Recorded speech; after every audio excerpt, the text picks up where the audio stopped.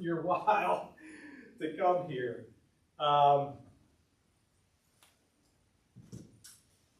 Historians like Carl Breidenbaugh have written extensively about the spirit of 1776. It is kind of a catch-all phrase for the culture, the attitudes, the belief in America around the American Revolution that inspired Americans to come together to fight an 8-year war against a military superpower when we didn't really have a military. Okay? It's that kind of powerful, unifying culture, attitudes, beliefs, values. And Carl Breidenbaugh said that that spirit of 1776 is a coming-of-age story. He talks about it in terms of the cities in America. New York City, Philadelphia, Charleston, these big urban centers, he says, are where Americans kind of grew up and realized we didn't need the British Empire anymore. It's where Americans got jobs, careers, built wealth, families, and at a certain point, the people in those cities realized, you know what, we got it pretty good here. We don't really need taxes and regulations, don't really need the British military to protect us. We can do it on our own. For Breidenbaugh, the spirit of 1776 is an urban story. And here's what I want to share with you all today. And the big takeaway, what I think is worth your while to be here, is that spirit of 1776 is everywhere. It's in the countryside. It's on the frontier. It manifests during the 1760s, inspires people to go to war in the 1770s, okay? But the very first place it's actually put into practice is in Elizabethton, Tennessee, with Watauga, okay? And that's the big takeaway, friends, okay? Now the rest of the time here, it's all gravy, okay? That's the big takeaway. That's what you need to know, is that while the spirit of 1776 is everywhere, Breidenbaugh is certainly right. It's certainly in the cities. It's certainly in big cities, right? But it's also in the countryside. It's also in the frontier. It's out there. People are angry with the British government. People are beginning to think of themselves as Americans, not as British, especially after 1765 and the Stamp Act. Okay? That really angered a lot of people, friends. If you want to know why, take my American Revolution course. You all are welcome to sit in on that. We talked about it last week, so you're going to have to come back next year in January. All right?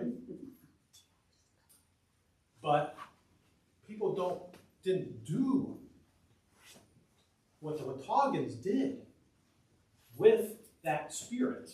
Having spirit is great, right? Doing something with that spirit is even better. There's a lot of spirit, but the first time that it's put into practice is in 1772. We're going to talk about that today. I hope that you all enjoy the talk. I'm going to take you through. Isn't that great? I mean, people are putting the spirit of 1776 on everything, including a train. I'm going to take you through the Watauga Association, the Declaration of Independence, the Watauga Petition that same year. We're going to cover Battle of Kings Mountain.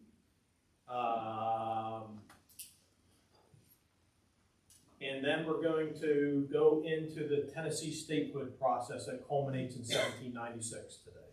Okay, so it's roughly 1772 to 1796 we're going to cover.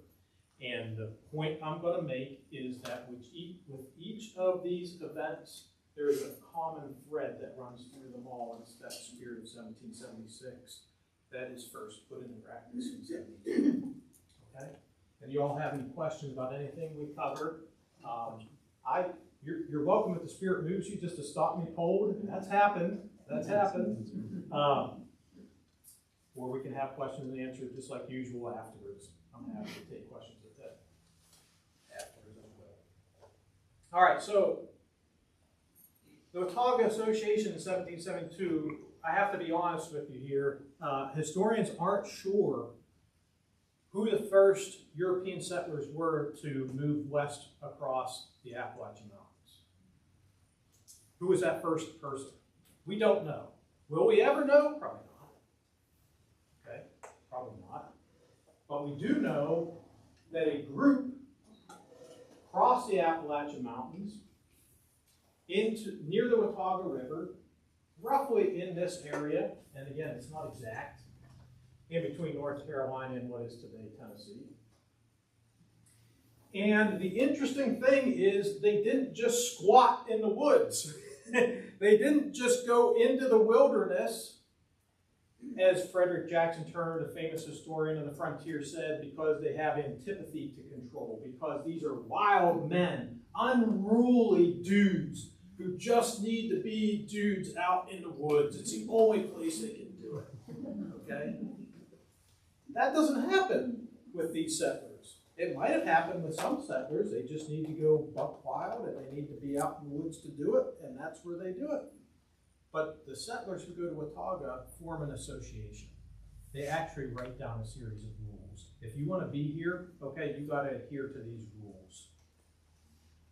Those rules, the type of government that they establish,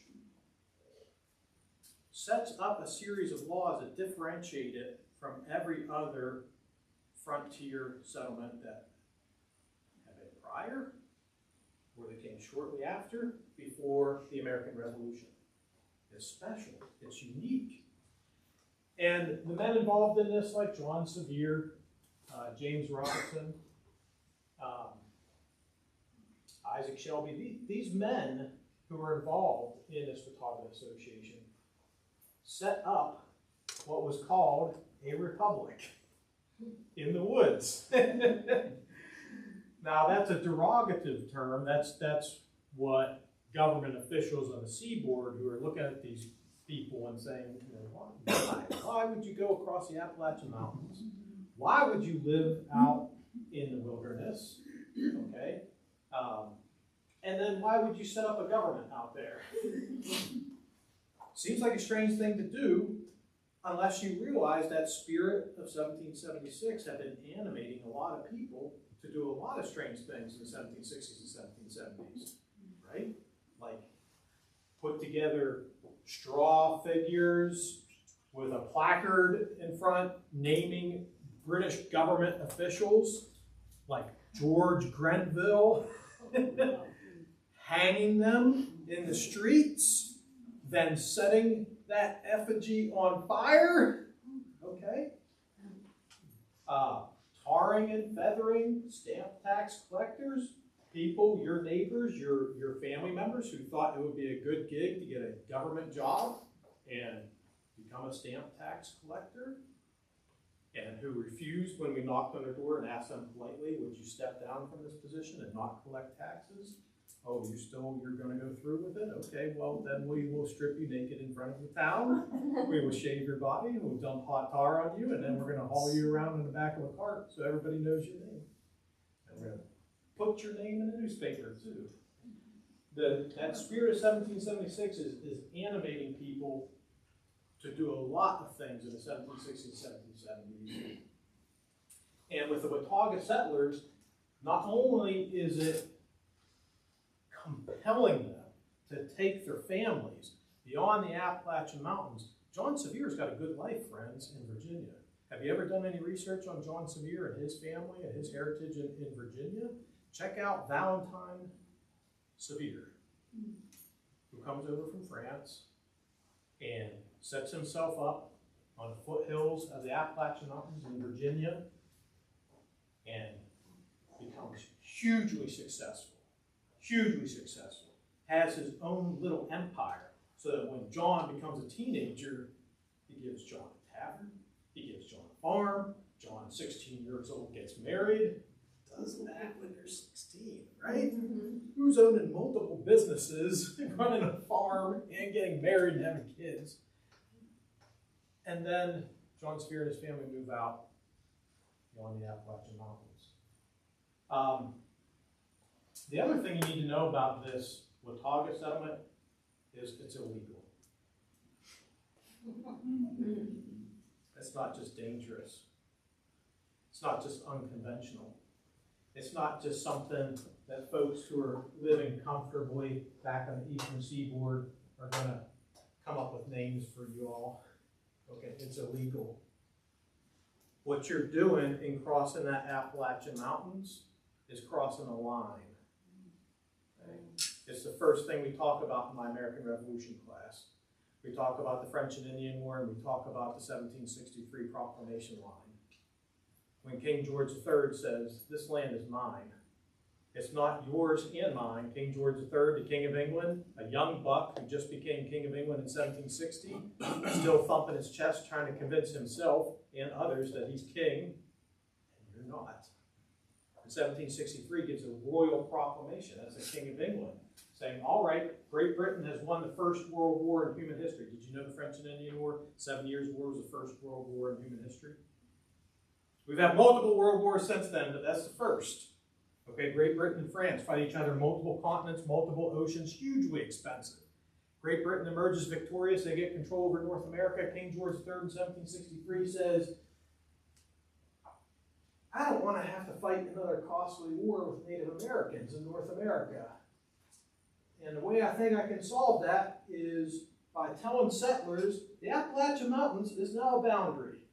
It's illegal for you to cross that. I have reserved lands west of the Appalachian Mountains for Native Americans, including the Cherokee who are here. Okay? That land is theirs. If you are a real estate developer, North Carolina and Virginia, okay, and lots of our founding fathers are real estate developers, Thomas Jefferson, George Washington, James Madison, okay, they're members of an Ohio company that's developing up here around where George Washington went as a young surveyor in 1754 to start that whole French and Indian War, okay? If you have bought title to land, you have developed land, built roads, that's all verboten. That's illegal after 1763. You aren't supposed to be doing any of that real estate development, let alone selling land, let alone sending agents over to Europe to get people to indenture themselves for 4 to 7 years to come and live on that land. Homesteaders can't do that. That's all illegal after 1763. Let alone uproot your family, cross the Appalachian Mountains, and permanently reside there.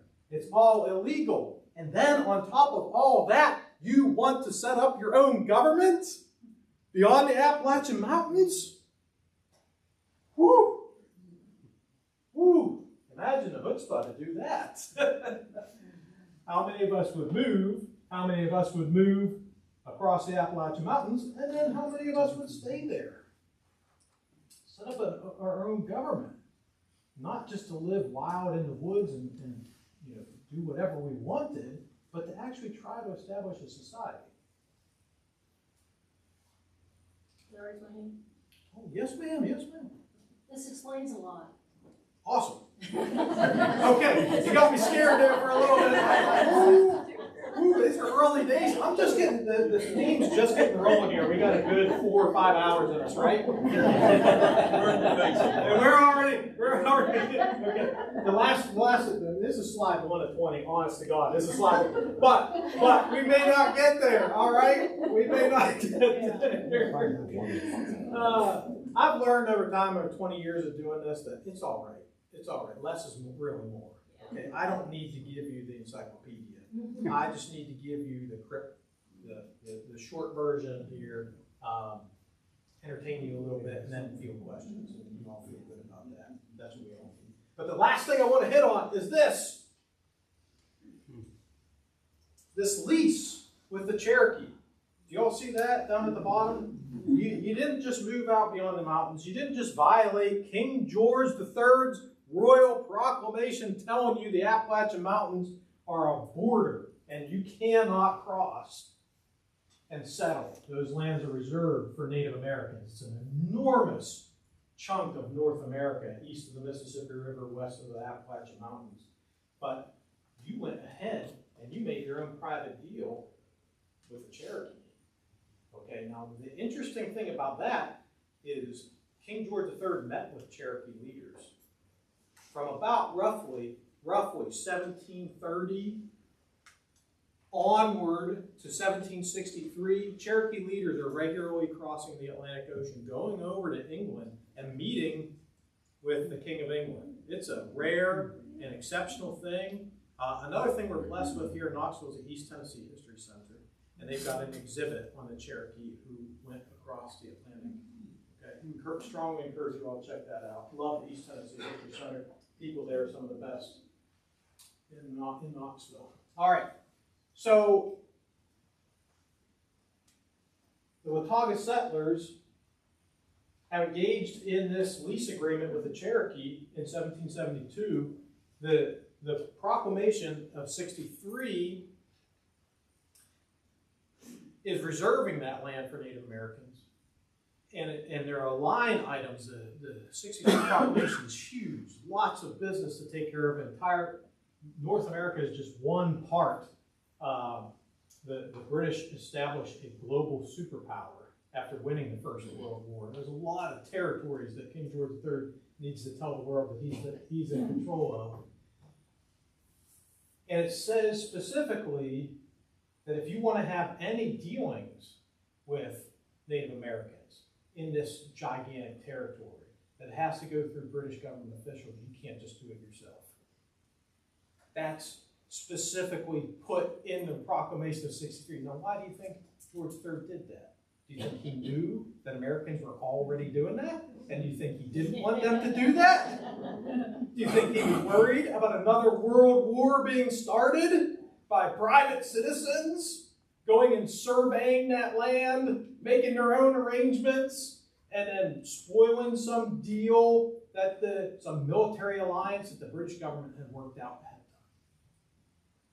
Here, the Watauga settlers go ahead and they do it anyway, and they lease land from the Cherokee.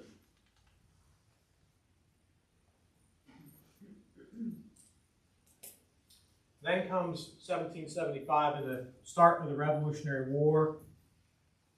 You all have studied the battles of Lexington and Concord, right?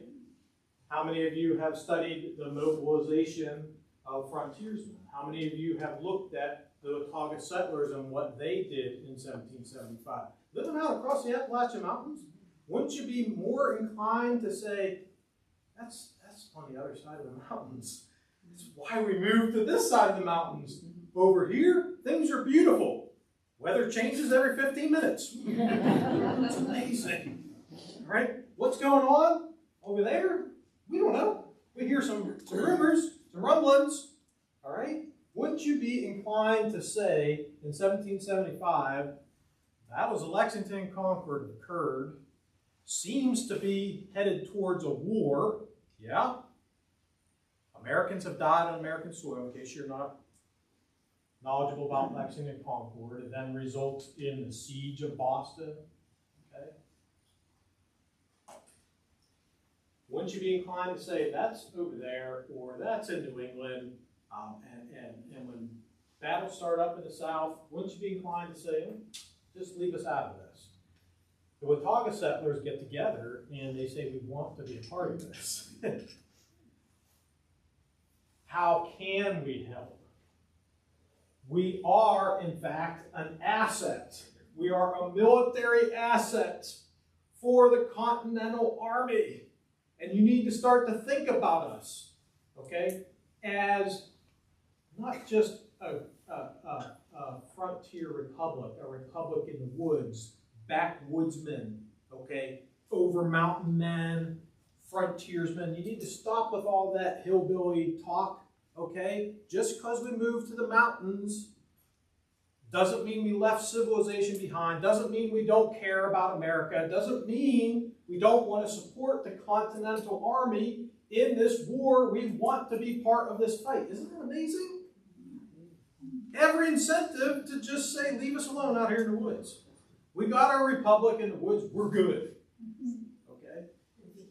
And they go out of their way to reach out to the Continental Congress in Philadelphia and say, we want to be part of this fight. And you should start to think about us as an asset and start to think about what we can bring to the table. in this war. Now, unfortunately, we don't have the association. It hasn't survived. If any of you are holding the Watauga Association in your attic, and you're thinking to yourself, this is mine, I paid a fortune for it on the dark web, would you please do humanity a favor and donate that to the East Tennessee History Center or some museum in Knoxville, please? The only way we know about the Watauga Association is through a couple of ways. One of the ways we know about it is the 1776 Watauga petition, okay, in which they talk about this previous association and some of the terms, like they put together a 5-person governing council to make sure that debts were paid in Watauga, to make sure that loose people, convicts was one of the people that they were worried about crossing the Appalachian Mountains and setting up shop out here in the woods, to make sure that they don't enter into the HOA. The HOA stuff, everybody's grass is this height, that kind of thing. And there's a historian of the early 1800s. His last name was Ramsey. And he did a lot of work and found like tidbits here and there. Never did find the actual association document, but it's mentioned in his petition. And this is where the Wataugans petition North Carolina. They say, look, the revolution started. Okay, the war's been going on for a year now. North Carolina, just annex us. Okay, we're ready to be part of this fight. We want and this comes from the petition, share in the glorious cause of liberty. Friends, that's the spirit of 1776. That's the dang spirit of 1776. It's not just in cities, okay? And they create the Washington District. We're gonna have different founding father names here in East Tennessee. Have you ever thought about that for a second? Like why Knoxville is named Knoxville? In case you can't read it, that's Henry Knox right there.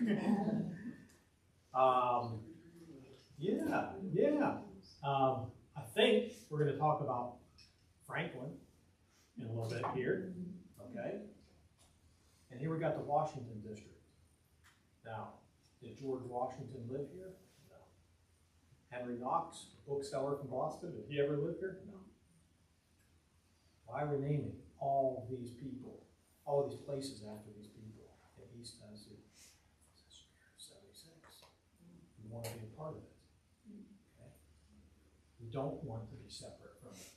We didn't move across the mountains to live our own lives, crazy, naked, whatever we're doing out in the woods. We want to be part of this fight.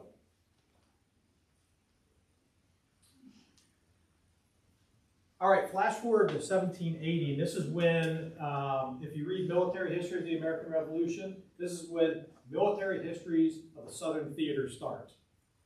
Was there nothing going on in the South between 1775 and 1780? No, it's very interesting. It's very interesting. It's just 1780s when the British government starts a whole new strategy. They scrapped their initial strategy in the American Revolution. The first 5 years of the war has gone terrible for them. They've now got the world involved. We got another world war. Okay? Now they're fighting on a European front. And they switched their entire strategy. And the 1780 strategy, the 1780 British campaign in the South is based on one premise: that the South is full of loyalists. Now, how do you square the 1776 spirit in Watauga with the pervasive belief in the British leadership that there are loyalists in the South? Filled with it, okay? So, if you want to conquer America, all you got to do is take a British army with a hugely talented military commander, General Cornwallis. I'd love to spend an hour talking to you all about General Cornwallis, the most talented military commander in the American Revolutionary War. It's not George Washington, friends. George Washington couldn't hold Cornwallis's jockstrap, as we used to say. Okay? Didn't have half the training that Cornwallis had. All right? Cornwallis went to a military academy in Italy, trained formally, because his dad thought that that would turn him off of warfare. After that military academy, his dad had him go around European wars with a Prussian military officer who explained to him, this is what's going on the left flank. You see that out there? You see why men are dying? Let me explain to you why. Okay? He studied warfare theoretically in the classroom and went with an officer, a Prussian officer, Prussia, the world leader of warfare in the 18th century, around European battlefields. Then Cornwallis went to war.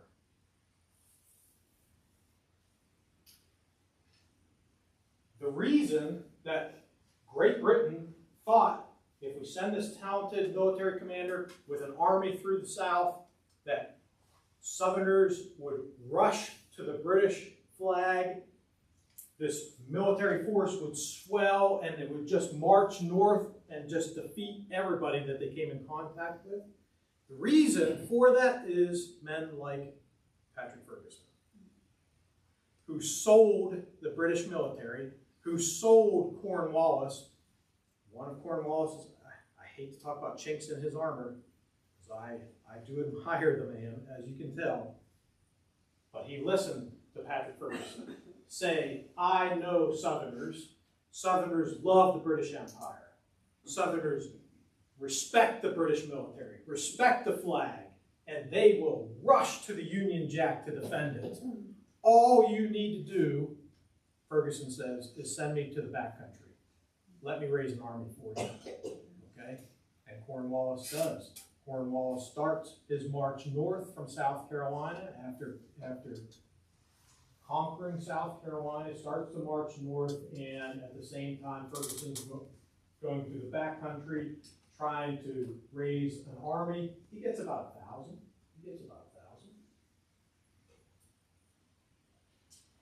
And he's not a nice guy, friends. This is one of our villains in the American Revolution. This is one of the bad guys.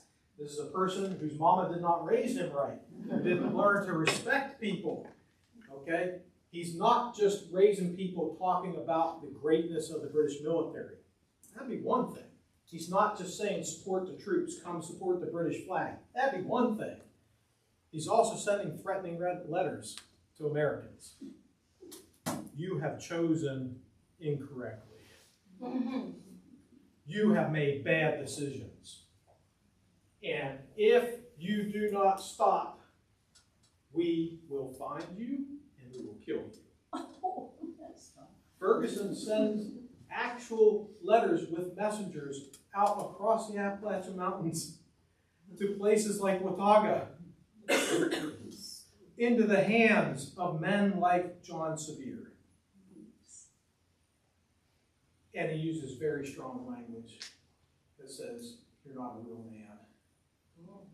In fact, you're less than a man. You're a dog. And he tells them in biblical language, we're going to bring fire and sword into your house. Okay?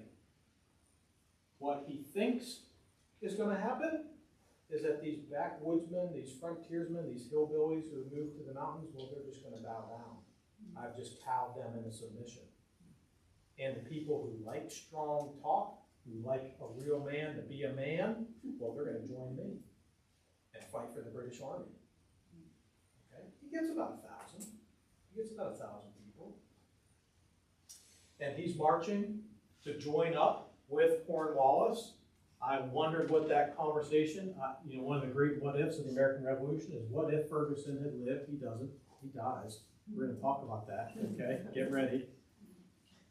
But what if he had lived, and what if he had met Cornwallis and this great military general who had sent him, who had believed his promises, who had listened to him whispering in his ear, sent him into the backcountry, and he shows up this great army of 1,000 men? What would that conversation have been like? Cornwallis would have been like, you told me things are going to turn out different here. 1,000 men from the whole of the South? That's it? We based our entire military strategy off the existence of a lot of loyalists in the South. right? What happens, as we know, a lot of us in this room know, is that those frontier settlers, those backwoodsmen, those Overmountain Men, they aren't cowed. They don't bow down. They aren't scared of Ferguson. They aren't intimidated. They are animated by the spirit of 1776. They have wanted to fight, and here is an occasion to do just that. They're coming. We know they're coming because Ferguson sent us a letter, okay? It's our chance to get in the fight. Let's go get this guy. And settlers in what is today East Tennessee, as far north as Kentucky, they all gather at Sycamore Shoals, all to go after Ferguson, all to go after these 1,000 loyalists that have rallied to his flag. But they don't even know that. They don't even know exactly how many men Patrick Ferguson has. They just know he's bringing fire and sword to us, so we're taking it back to him. That's all they know. Okay? Now imagine what it would take for you to go get your gun and go just a block down the street to fight. What would that take? Somebody threatening you? Somebody threatening your family? Somebody threatening your country, your religion? What spirit would it take to motivate you to do that, let alone march 300 miles? 300 miles, I said it. To what is Kings Mountain, where you will meet up with Patrick Ferguson. It wasn't an easy 300 miles either. No, not just 3 miles, not like a as the bird flies, straight shot, wind in our back. Not I-40 eastbound. Yeah.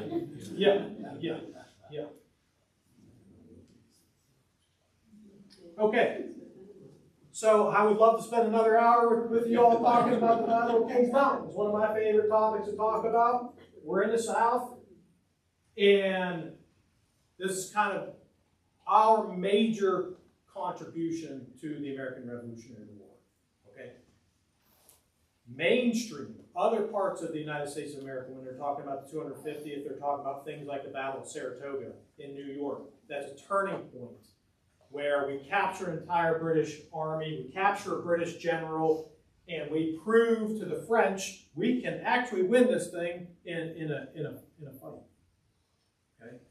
Now remember this, just put this in the back of your pocket. You take my American Revolution course, you'll start to think that the French might have needed us more than we needed them. I said it. I said it. We won Saratoga. Saratoga is held up as a turning point.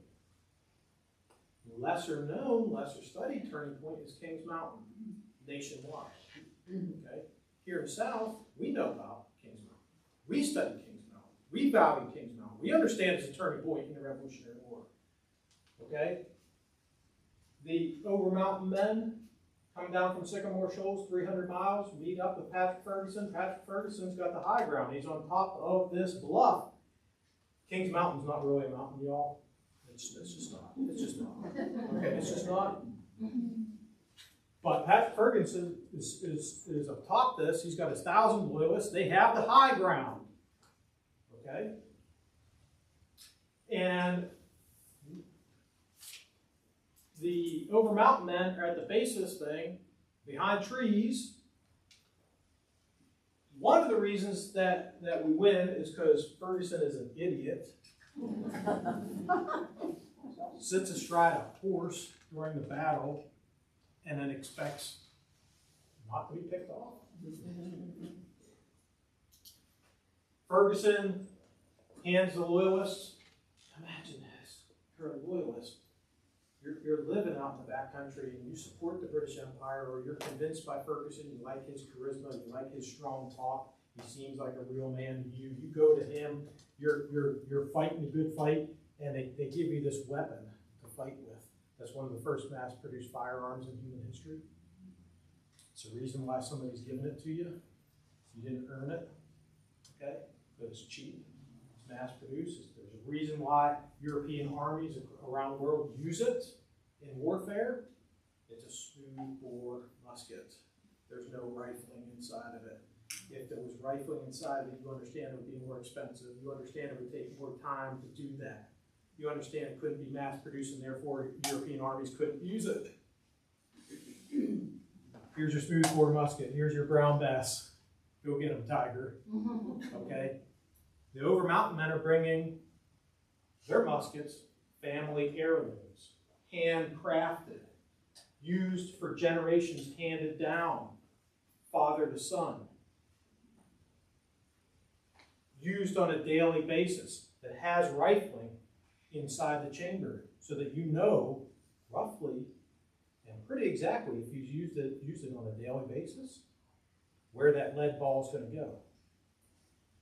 No rifling in that chamber, lead ball is going to bounce. Where it comes out, where it's going to go, God only knows. Okay?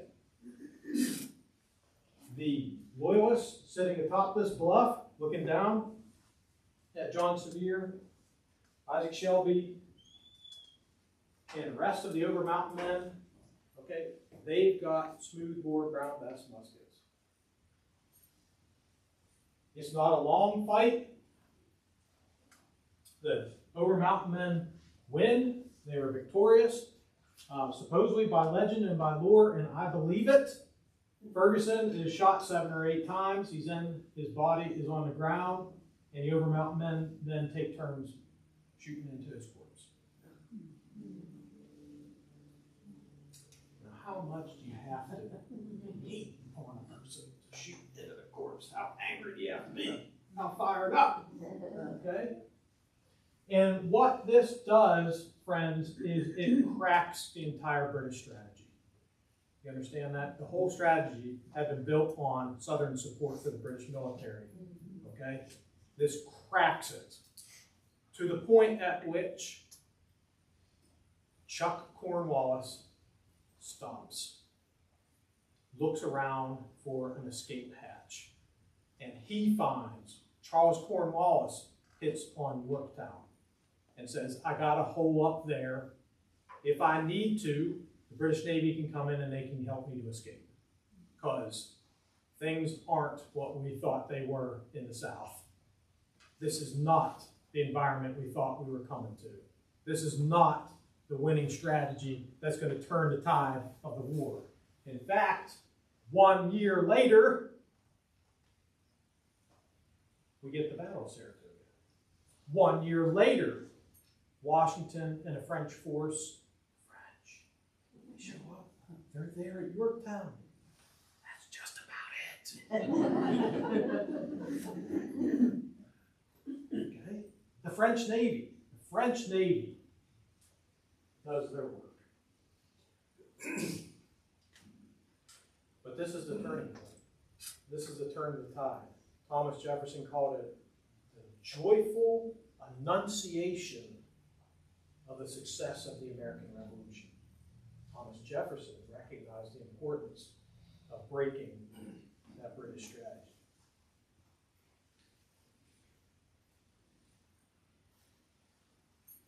I've gone over, haven't I? I should stop, shouldn't I? Let me see.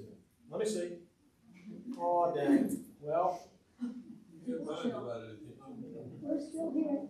yeah, you are still here. You all haven't left. No, let me fast forward to the end. Then I got a good ending. I know it, man. I know it. I spent too much time talking about things.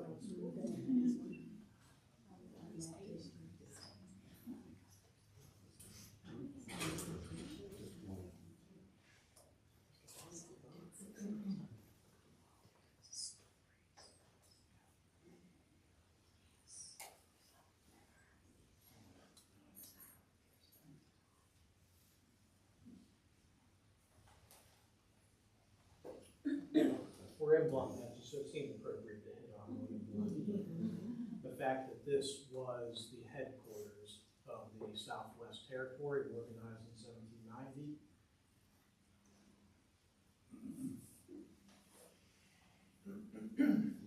I to spend a little bit of time talking about this. Our state constitution. Because most histories of the American Revolution kind of end in 1783. Most histories of the American Revolutions, that peace treaty, that peace of Paris in 1783, is just about it. Some histories of the American Revolution will stretch into the Constitutional Convention and the formation of a new United States government that transitioned from Articles of Confederation signed into law in 1781 to the new Constitution, 88, 89. That's super important. And a lot of history of the American Revolution will go there, but very few go to 1796. Very few stretch the spirit of 1776 to 1796, 20 years later. But it's true. It's true. That spirit of 1776 that animated the American Revolution, that animated the people in Watauga to get into the fight, animates some of the same people. Okay? Like James Roberts, like John Sevier, who were there at Watauga. They're still there. They haven't left. They didn't go back across the Appalachian Mountains at any time. In fact, Robinson will even go further west and be involved in Middle Tennessee. There's a couple interesting things about the state constitution in Tennessee that sets us apart from other states. There's some interesting things about the state constitution that historians have wrestled with. Why are these things in there? We don't expect this in the South. We don't expect this in the 1790s. Right? This is too soon. It's in the wrong place. Golly, what do we make of all this? I don't know.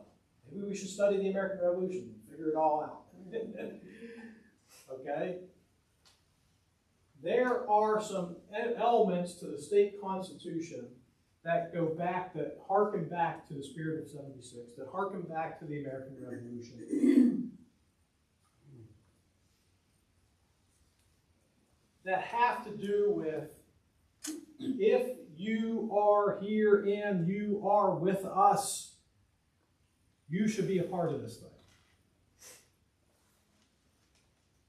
You deserve to be a part of the new state, the 16th state.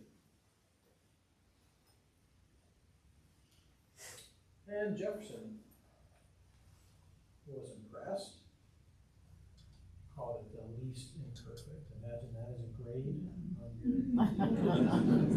least imperfect.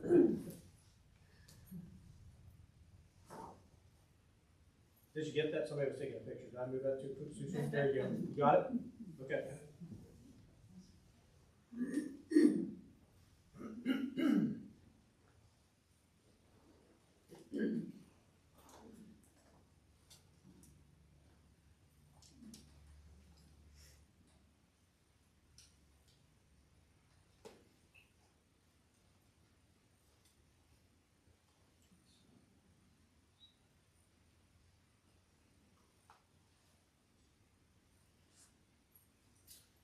So, there are a couple things, just in closing, that I want to hit on. One is that taking us from Watauga to Tennessee statehood shows that there was a spirit in this country that brought us together. There was a spirit in this country that even though we were divided, we were never unified, friends. It was never 100% patriot. It was always about a third patriot, a third loyalist, a third neutral, apathetic, whatever. There was still a spirit that helped us to come together. And that spirit we can tap into at any time. It doesn't take external pressures like a stamp tax or a foreign army, okay? It's there. It's part of our nation's history. The more we study it, the easier it is to tap into. The easier it is to get people caught up in that spirit. And maybe that means We should have a 250th anniversary every year. Thank you for your time.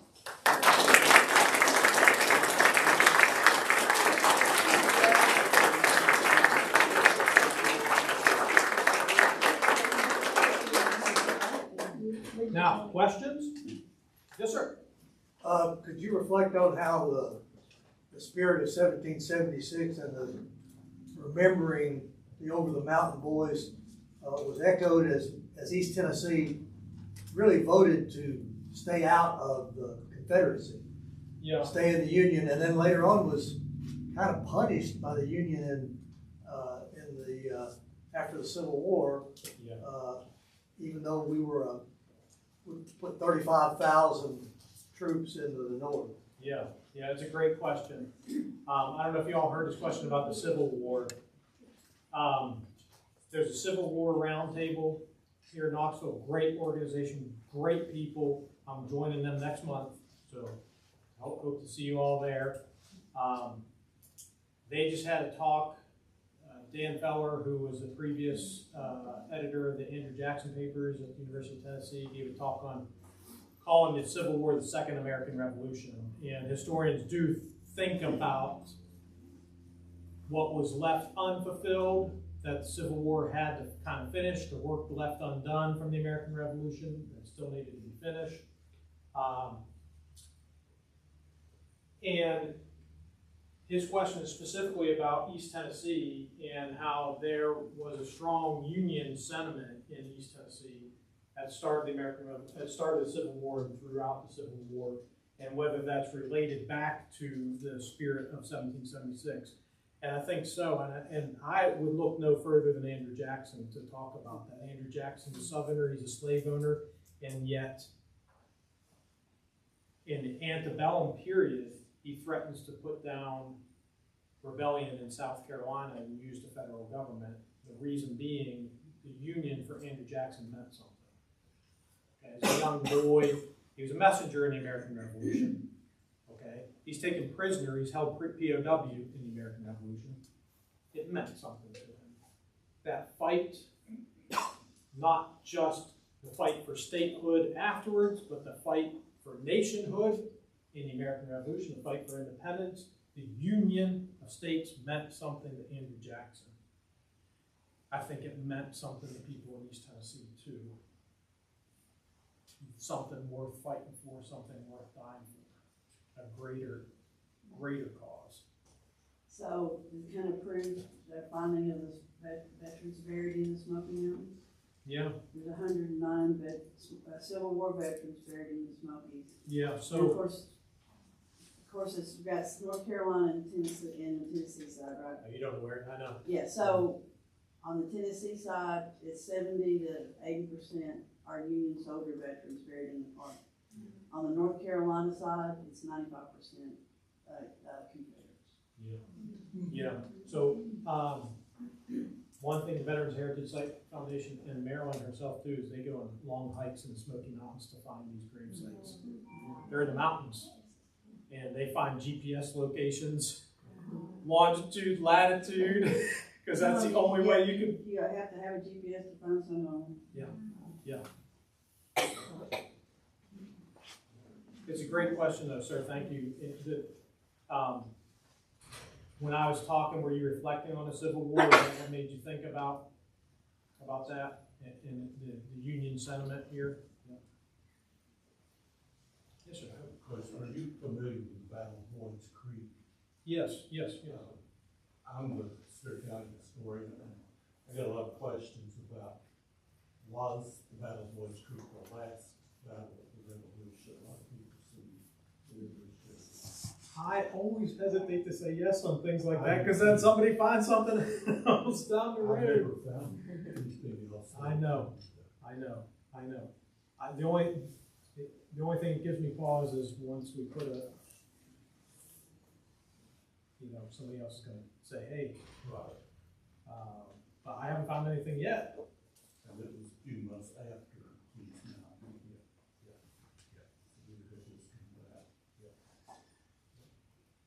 And John Sevier, the county was named for him. And that's the only evidence in the place in the county that he ever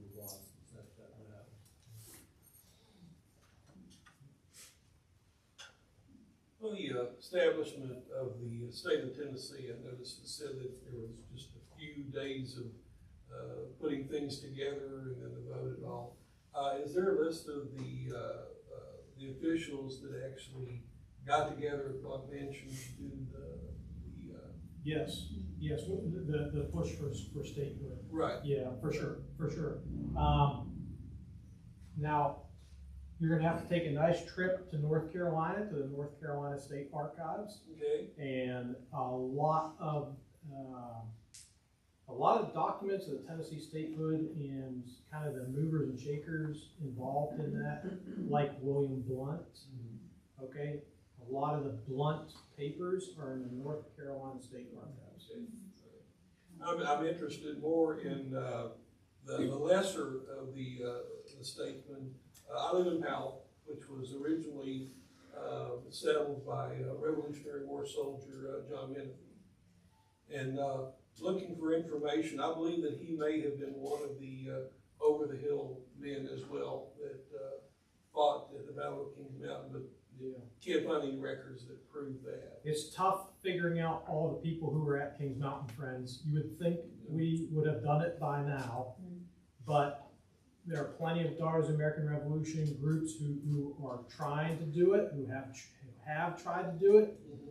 There are professional historians who have spent careers doing it, and if you email me, there are 2 historians I know who have put on free online databases. Spreadsheets listing all the people that they could find. There's 2 of them in existence that I know about. That'll give you at least a really good start.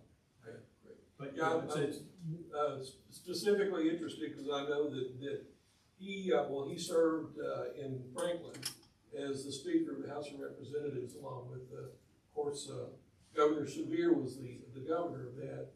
And from what I can tell with timelines, they both traveled into this area of what was Hawkins County at that time, pretty much together, and established the forts around Knoxville and everything.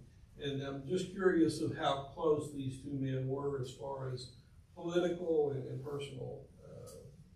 Leaving Knox County and going to Alabama. Who goes to Alabama? sorry, Alabama fans. But yeah. Sorry, not sorry. Yeah. No balls. But leaving Knox County at that around the same time, going to Alabama and then heading on further south. A lot of coincidences that piqued my interest on that. Yeah, for sure. And that's a superpower if you're curious. That's a superpower. So what are the best sources on the early Tennessee history? Ramsey, you mentioned that. What are the best books or other sources? Oh, golly, that's books. I mean, Still being written. Steve Ash was a long-time Civil War historian at UT, and he's got a great edited collection of Tennessee history that I like, and I've got fond memories of Steve. His office was right across from mine. Christopher Ray, R-A-Y, the man writes more articles than any other historian I know. He's just out there article after article after article on Tennessee history. I've got a grad student right now. Actually, no, he finished his PhD last spring. He's Dr. Casey Price now. His first book, when he turns his dissertation into a book, will be on Tennessee history, so you can look out for that. Maybe next year, the year after. Casey Price is his name, a new young buck. He likes maps too. We've spent a lot of time finding maps of our region. And in the Blount Mansion bookstore is the only biography that has ever been written, right, Rose, on William Blount? Yes. Masterson's biography. Oh, You yeah. get that and hold it up? If you need a cure for insomnia. No, tell them the truth. I got one book sale for you, Rose. I'm just kidding. You can't put it down. Yes, I think that's when we have. It is a little tough to digest, but we also have a guidebook to go along with it. That's $20. That's excellent. Yes, Cliff Notes, absolutely.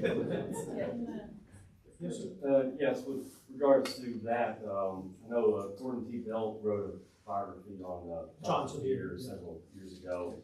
I've always thought he would be a good candidate to write basically one of William Blunt in that same style. Yeah. That he did on John Yeah, Sevier. why just one biography of William Blunt? The man's complicated.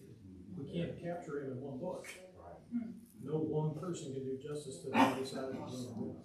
So yeah, John Sevier, Tennessee's first year, a very good book on John Sevier, very readable. Yeah. Like, so yeah. Yeah, I mean, there's so much. Gordon T. Bell. Gordon Belt, B-E-L-T.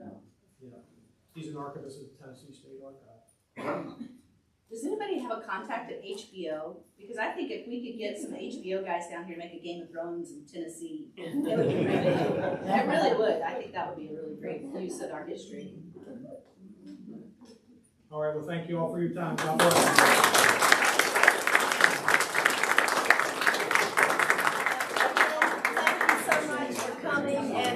Join us on Thursday, April the 9th. It will be at 6 o'clock. For all the rest of them are at 6 o'clock in the evening here at Blunt Mansion. And Dr. Brooke Fowler is going to be our She's a member of the Catawba Nation, and she's a UT history professor, and she's just a sweet, nice person. You would enjoy meeting her. I